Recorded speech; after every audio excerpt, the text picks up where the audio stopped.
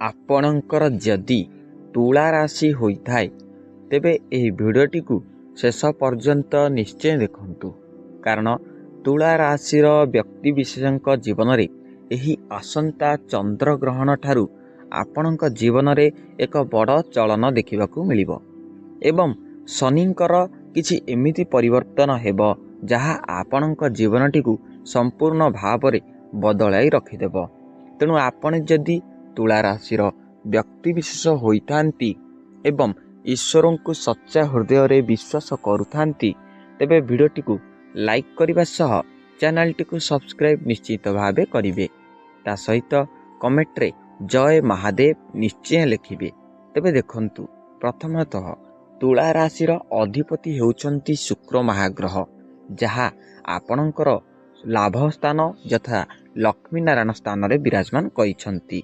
किंतु तुला राशिर व्यक्ति विशेष माने आपणकर शुक्र महाग्रह आपणकर क्यारियर एवं आपणकर स्वास्थ्य उपरे यथेष्ट मात्रा रे ध्यान देउछंती।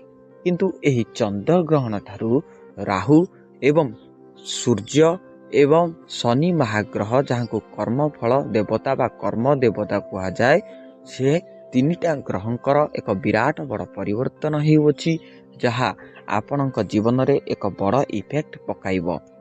संपूर्ण भाव में कहबाकू गले सूर्य एवं राहु एकत्रित होई आपणकर द्वादश घरे रहिबे फल रे आपणको किछि नकारात्मक शक्ति देखिबाकू मिलिबो जेमिति कि आपणकर कोनोसी छोट मोट एक्सीडेंट होई पारे नचेत सूर्य राहुंक सह एकत्रित थिबारु आपणकर चर्मजनित समस्या लागी रहिबो जेमिति कि जादू काछु किंबा शनि महाग्रह जेबे आपणकर सप्तम घरे विराजमान करिवे एही मार्च 3 तारिख रे शनि महाग्रह जेतेबेले चंद्र ग्रहण दिन आपणक सप्तम ग्रह को चलन करिवे तेबे आपणक जीवन रे एक बड़ परिवर्तन आसीबो। आपणकर कैरियर ठु नै आपणकर स्वास्थ्य पर्यंत एवं आपणकर सामाजिक लाइफ पारिवारिक क्षेत्र में संपूर्ण भाव में परिवर्तन आसीबो। तबे देखंतु प्रथमतः आपण को चाकरी क्षेत्र में उन्नति आसीबो। जदि आपण चाकरी करबा को चाहुथांती तेबे आपण को अपॉर्चुनिटी मध्य मिलिबो चाकरी पाई। तेणु आपण टिके प्रिपरेशन होई रुहंतु किंति आपण चाकरी रे इंटरव्यू देई परिबे। एही मार्च मासटी आपणक पई एक शुभर दिन अटे। जदि मार्च मासरे आपण किसी नूतन बिजनेस करबा को चाहुथांती किंबा कोनोसी बिजनेस आरंभ करबा को चाहुथांती एही मार्च मासटी आपणक पई संपूर्ण भाव रे खुशीर लहरी आनिबो एवं आपणक पई अनुकूल मध्य रहउछि। जदि आपणकर बिजनेस अछि तेबे एही मार्च मासरे आपणकर बिजनेस एक चरम सीमा को गति करिवो जहा आपणकु एक उन्नति भाव रे उन्नति आड़ को गति कराइब।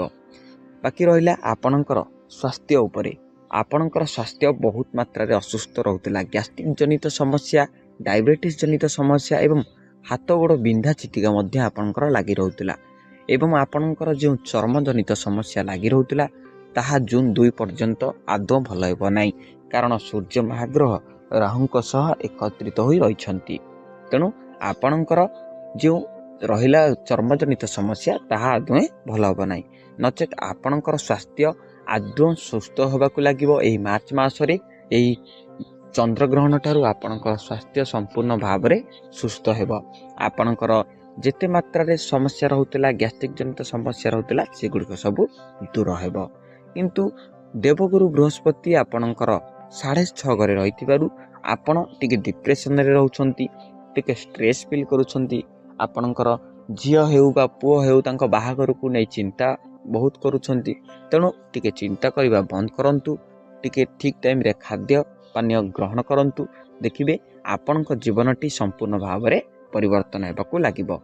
नचेत आपण असुस्थ आहुरी होई जिबे ठीक टाइम रे खाद्य खाउनाहांती ठीक टाइम रे कार्य करूनाहांती केवल भावना रे बुड़ी रहउछंती एवं डिप्रेशन स्ट्रेस फील मध्य करूछंती। तेणु एथु टिके दूरे रहंतु। एवं शनि आपणकर सप्तम घरे थिबारु शनि आपणकर सप्तम घरे थिबारु आपणको धनर अभाव रहिबो नाही कारण शनि महाग्रह आपणको उपरे संपूर्ण भाव में दृष्टि रखिछंती। आपणकर जेते मात्रा रे धनर अभाव रहउतिला किंबा ऋण रे करज रे बुड़ी रहउतिले देखिबे ता संपूर्ण भाव में दूर हेब आपणकर जो मानहानि सम्मान हानि घटुला से दूर हेब देखिए आपण जीवनटी शनि महाग्रह संपूर्ण भाव में परिवर्तन कराइदेवे आपणकर जदि लव लाइफ क्षेत्र में वाद विवाद सृष्टि होता कि स्वामी स्त्री मध्य बहुत मात्रा भूल बुझामणा देखा मिलूला देखिए ताहा दूर हेब एवं आपण भितर एक अतुटनीय संपर्क गढ़ी उठिब जहाँ आपण को एक संपर्क सुदृढ़ करिबारे साहाय्य कराइब।